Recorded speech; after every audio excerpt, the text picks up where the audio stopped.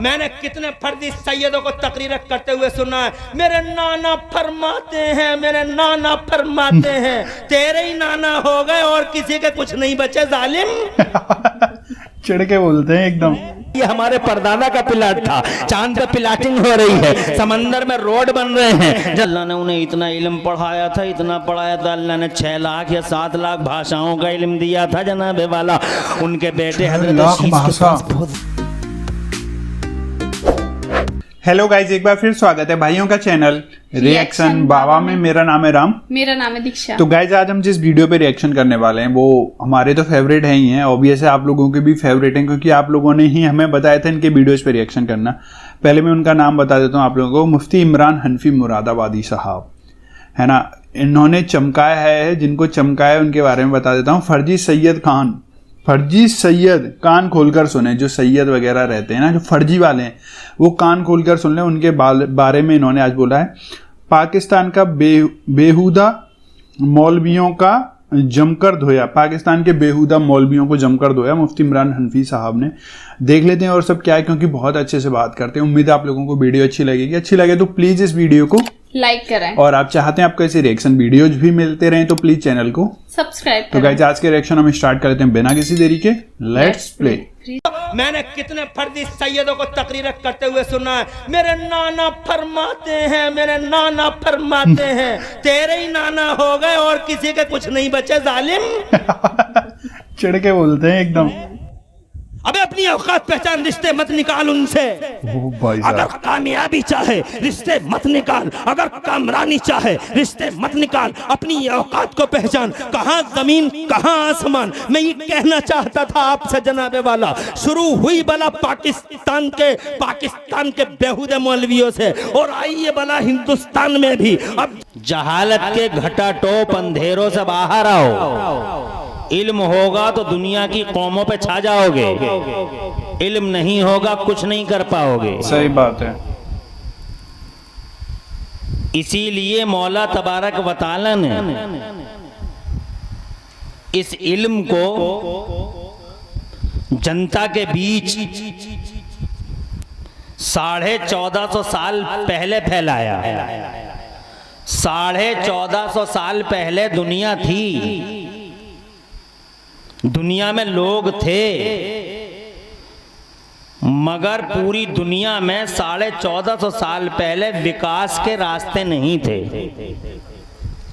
1450 साल पहले, 1500 साल पहले आपने न किसी किताब में पढ़ा होगा, न किसी से सुना होगा कि 1500 साल पहले कोई ट्रेन चलाता था, 1500 साल पहले कोई प्लेन उड़ाता था, 1500 साल पहले कोई मोटरसाइकिल चलाता था, कोई बुलेरो चलाता था, 1500 साल पहले कोई जनाबे वाला क्रेटा चलाता था, 1500 साल पहले कोई 56-50 मंजिल की इमारतें बनाता था। 1500 साल पहले इंसान तो थे मगर वो 50 मंजिला इमारतें नहीं बना सकते थे, मिट्टी के घर वो में मोटरसाइकिल नहीं चला सकते थे, वो साइकिल तक नहीं चला सकते थे, वो कच्चे घरों में रहते थे, वो बुर्ज खलीफा नहीं बना सकते थे, वो जनाबे वाला 110 मंजिल के टावर खड़े नहीं कर सकते थे। इंसान थे और तुमसे बड़े बड़े थे। तुम 5.7 के हो, वो 12-12 फीट के होते थे, वो 13-13 फीट के होते थे, मगर उनकी जिंदगियां गधों पे गुजर गईं, घोड़ों पे गुजर गईं। और आप जनाबे वाला प्लेन से चलते हो, आप अहमदाबाद से निकलते हो तो बंबई 2 घंटे में पहुंच जाते हो ट्रेन के जरिए। आप दिल्ली से निकलते हो तो 1 घंटा 45-40 मिनट में बंबई पहुंच जाते हो प्लेन के जरिए। मैं जनाब आपसे ये कहना चाहता हूं कि 1500 साल पहले पूरी दुनिया में न कोई यूनिवर्सिटी थी, न कोई कॉलेज था, न मेडिकल कॉलेज था, न कोई इंटर कॉलेज था, न कोई हायर सेकेंडरी स्कूल था, न कोई पब्लिक स्कूल था। 1500 साल पहले जनाबे वाला पूरी दुनिया में किसी यूनिवर्सिटी का नाम हमें मालूम नहीं। ऑक्सफोर्ड यूनिवर्सिटी जमाने की मशहूर यूनिवर्सिटी है, मगर वो आज की है। कैम्ब्रिज यूनिवर्सिटी आज इन 1500 सालों के बीच में आई है। हार्वर्ड यूनिवर्सिटी इन्हीं 1500 सालों की देन है। ये माइक इन्हीं 1500 साल में बना, ये बिजली इन्हीं 1500 साल में बनी है, ये जनाब मोबाइल इन्हीं 1500 साल में बने हैं, ये जनाब ट्रेन प्लेन इन्हीं 1500 साल के अंदर बने हैं। सुनीता विलियम जनाबे वाला यहाँ सैटेलाइट पे गई हैं तो 1500 साल पहले नहीं गई, आज ही इन्हीं दिनों में गई हैं। 1500 साल पहले इंसान थे, मगर उन्हें जनाबे वाला विकास के रास्ते मालूम नहीं थे। इसलिए विकास के रास्ते मालूम नहीं थे क्योंकि उनके पास इल्म नहीं था। सही बात, ये बात तो सही। उनके पास इल्म नहीं था, उनके पास इल्म नहीं था, तो इल्म नहीं था इल्म तो मतलब विकास भी नहीं था। वो नित नई नई चीजें पैदा भी नहीं कर सकते थे, वो कुछ बना भी नहीं सकते थे। वो जनाबे वाला इसीलिए 1500 साल पहले बोटनी मुदव्वन नहीं हुआ, जियोलॉजी बायोलॉजी फिजिक्स मुदव्वन नहीं हुआ। उसकी किताबें जनाबे वाला बाकायदा तौर पर इस तरह से तरतीब नहीं दी गई जिस तरह से आज दी जाती हैं। हजरात उनके पास कुछ जनाब मेरी तरफ तवज्जो करें तो आप मेरी बात को समझ सकते हैं। मैं ये कहना चाहता हूं आपसे कि दुनिया को बने हुए तो मुझे नहीं मालूम कितने दिन हो गए, लाखों साल हो गए दुनिया को बने हुए। ये जमीन बनी, ये जमान बना, ये जनाबे वाला आसमान बना, अल्लाह ने कब बनाया मुझे नहीं मालूम है, मगर इतना जानता हूं कि लाखों साल पहले अल्लाह ने बनाया। और वो भी खुशी की बात ये है कि ये सारा का सारा निजाम अल्लाह ने हमारे मुस्तफ़ा के लिए बनाया। जरा जोर से कहो सुभान अल्लाह। बरेली वाले आला हजरत इमाम अहले सुन्नत मुजद्दिद दीन व मिल्लत मोहसिन अहले सुन्नत आफत जाने वहाबियत हुजूर सैयदना इमाम अहमद रजा मुजद्दिद मुहद्दिस बरेलवी इरशाद फरमाते हैं कि ज़मीनो ज़मा तुम्हारे लिए, मकीनो मकां तुम्हारे लिए, चुनीनो चुना तुम्हारे लिए, दहन में ज़बा तुम्हारे लिए, बदन में है जहां तुम्हारे लिए, और सच्चाई ये है कि बने दो जहां तुम्हारे लिए। मुस्तफ़ा जान रहमत के लिए अल्लाह ने पूरी कायनात को पैदा फरमा दिया, अपने नबी के लिए, अपने नबी के लिए, मुस्तफ़ा जान रहमत के लिए पूरी कायनात को अल्लाह ने पैदा फरमा दिया। लाखों साल पहले सैयदना आदम दुनिया के पहले इंसान हैं जिन्हें अल्लाह ने भारत में ही भेजा। जोर से बोलो, जोर से। कितना लकी है इंडिया, कितना महान है इंडिया। इसीलिए हम कहते हैं ग्रेट इंडिया, महान भारत। ये देश इसीलिए महान है, अल्लाह को प्यारा है ये देश, क्योंकि अल्लाह ने अपनी कुदरत का पहला शाहकार इंसानी दुनिया का हजरत आदम को अगर कहीं भेजा है तो तुम्हारे इसी भारत की जमीन पर भेजा है। जोर से हाँ, इंडिया में। इसीलिए अपने जलसों से देश प्रेम की भावनाओं को आम करो ताकि हमारे दिमाग, हमारे जनाब वाला, हमारे ऊपर से ये दाग भी मिटे। हमारे जलसों में देश प्रेम की बातें हों, देश प्रेम की भावनाओं को आम किया जाए। इसलिए कि जनाबे वाला अल्लाह ने मोहब्बत की है इस देश से कि हजरत आदम को भेजा है तो भारत की जमीन पे भेजा। जरा जोर से कहो सुभान अल्लाह। उस वक्त सरानदीप के पहाड़ इसी अखंड भारत का हिस्सा थे। सैयदना आदम रोते हुए इसी भारत में आए थे। खुदा की कसम आदम आए हैं भारत में, आदम की तौबा कबूल हुई है भारत में, सबसे पहली अज़ान पढ़ी गई है भारत में, और सबसे पहले नमाज फजर अगर हजरत आदम ने पढ़ी है तो इसी भारत की जमीन पे पढ़ी है। अल्लाह का प्यार है भारत से, और फिर मदीने वाले मुस्तफा का प्यार देखो। ऐसा प्यार किया जनाब वाले के मेरे नबी ने अपने पर्दा फरमाने के बाद जनाब अपना कोई नुमाइंदा बना के दुनिया में कहीं नहीं भेजा, मगर रिकॉर्ड है, हिस्ट्री का रिकॉर्ड है। चांद और सूरज की बूढ़ी निगाहें गवाह है मलीपुर वालों के मदीने वाले मुस्तफा ने अपने पर्दा फरमाने के बाद 550 साल के बाद लगभग अपना कोई नुमाइंदा, अपना कोई एम्बेसडर, अपना कोई राजदूत, अपना कोई नायब बाज़ाब्ता तौर पर अगर बना के कहीं भेजा है तो ख्वाजा गरीब नवाज मोइनुद्दीन चिश्ती हसन संजरी अजमेरी को ये कहते हुए भारत की जमीन पे भेजा कि जाओ मोइनुद्दीन, मैंने तुम्हें हिंद की विलायत अता फरमा दी। बहुत सही, बहुत सही। तवज्जो है। ये मैं नहीं जानता कि जमीन आसमान कब बने, मगर ये मालूम है कि 6000 साल पहले लगभग हजरत आदम इस दुनिया में आए हैं, लगभग 6000 साल पहले। मगर जनाब इन 6000 सालों के अंदर 4500 साल तक अंधेरे में जी गए लोग। उनके पास साइकिल नहीं, उनके पास मोटरसाइकिल नहीं, उनके पास बिजली नहीं, वो अंधेरों में रहते थे वो जनाब वाला। उनके पास ये कैमरे नहीं थे, उनके पास माइक नहीं था, उनके पास ट्रेन प्लेन नहीं थे। 4500 साल तक अंधेरे में रह गए, अंधेरे में रह गए, क्योंकि ये सारे उजाले 1500 साल के अंदर आए हैं। 1500 साल पहले दुनिया में उजाला दिखाई नहीं दिया, ना माइक है, ना बिजली है, ना ट्रेन है, ना प्लेन है, ना अडार है, ना रडार है, ना जनाबे वाला चांद पे जाने का सपना है। 1500 साल पहले किसी को ये पता नहीं था कि जमीन में पेट्रोल भी निकलता है। 1500 साल पहले किसी को ये पता नहीं था कि यहाँ फिजाओं में हवाई जहाज भी दौड़ाए जा सकते हैं। मगर इन 1500 साल में रिकॉर्ड कायम हो गया जनाब। जमीन पे बैठा हुआ आदमी आसमानों की बातें करने लगा, यहाँ से उठा और सीधा आसमान पे चला गया। सैटेलाइट में बैठने लगा, चांद पे पिलाटिंग करने लगा। अमेरिका में बैठ के लोग जनाबे वाला वेबसाइटों पे चांद पे पिलाटिंग कर देते हैं कि पश्चिम वाला पिलाट तेरा है और पूरब वाला पिलाट मेरा है। लोग चांद पे पिलाटिंग कर रहे हैं और पिलाट खरीदे जा रहे हैं। उनकी प्लानिंग ये है कि किसी दिन चांद पे दुनिया बसाई जाएगी तो वो पिलाट उनके पोतों और परपोतों के काम आएगा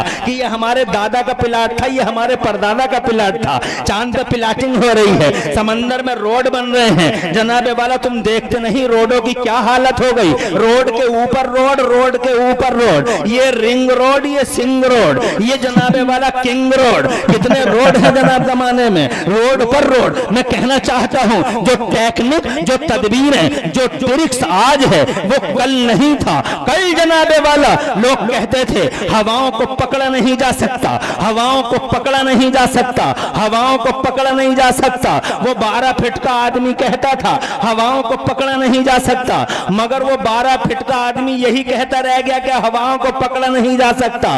और जनाब इस दौर में तुम देख नहीं रहे हो 5.5 फीट का बिल सटिया मतलब कौन है?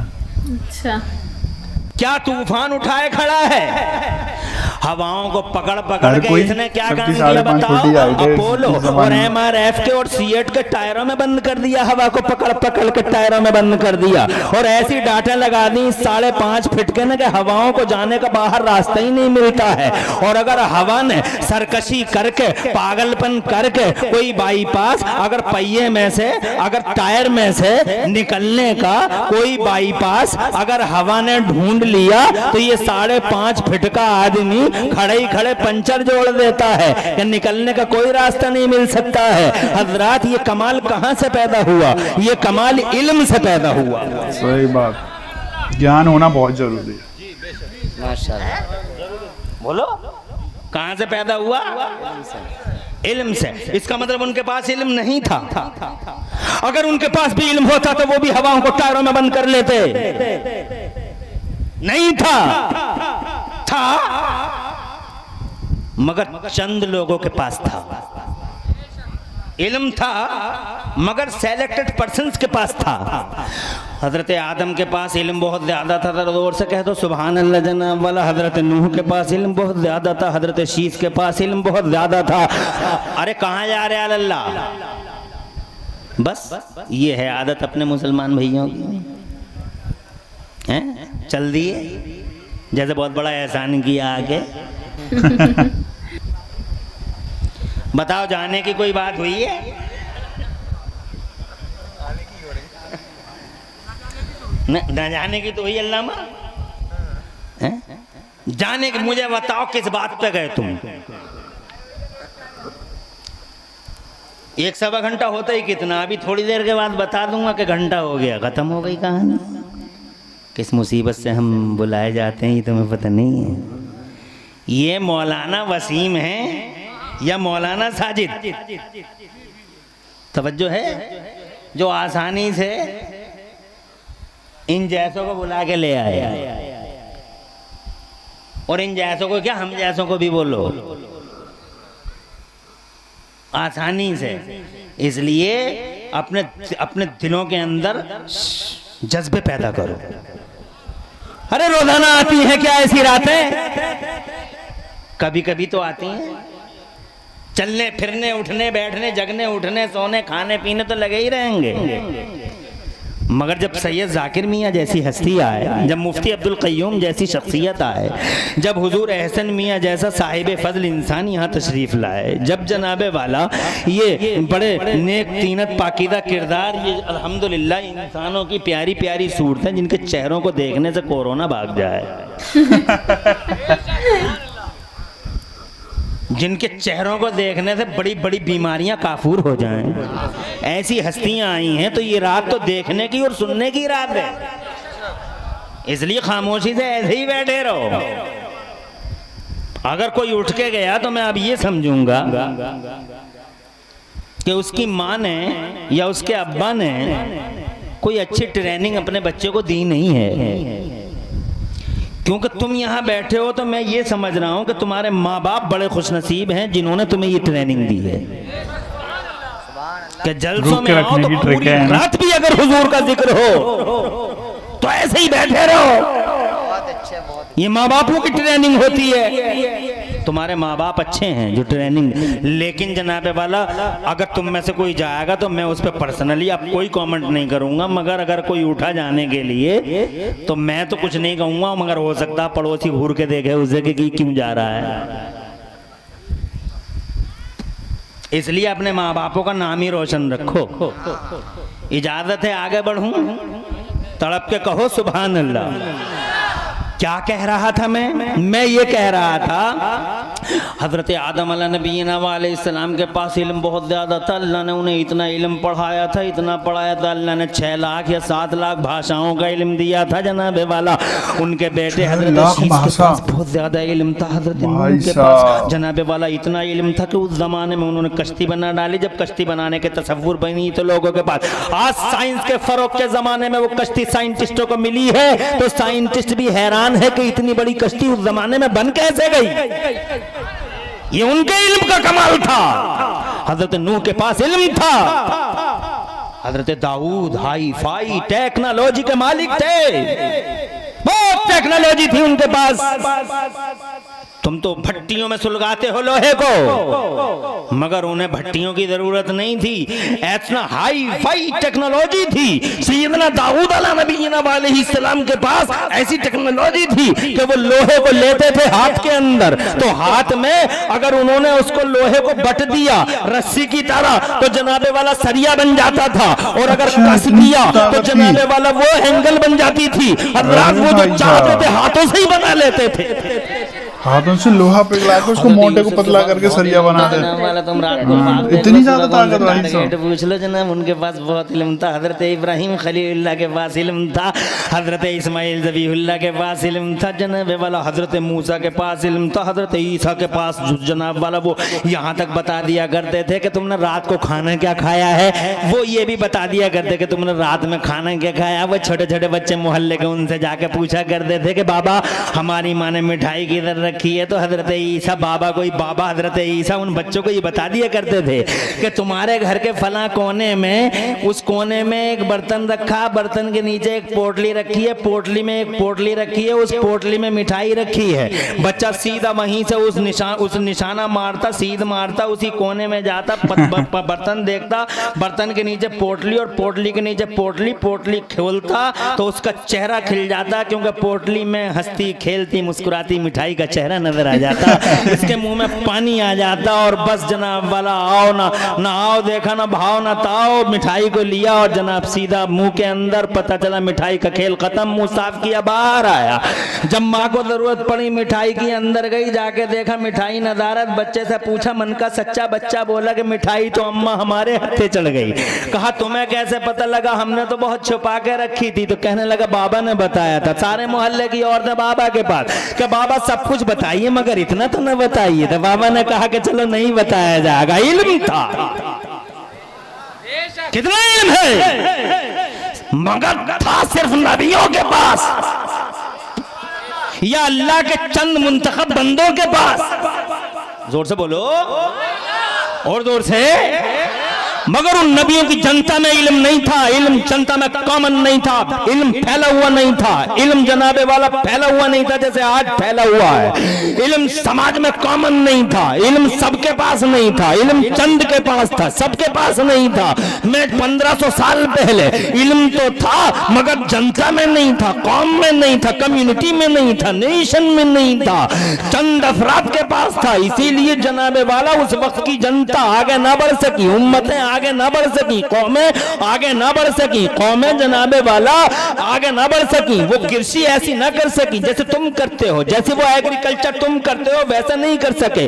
वो जब चाहते बटन ऑन करके कुआं चला देते, ऐसा नहीं कर पाए। वो बहुत दूर दूर से पानी लाते थे तो अपने खेतों को दिया करते थे।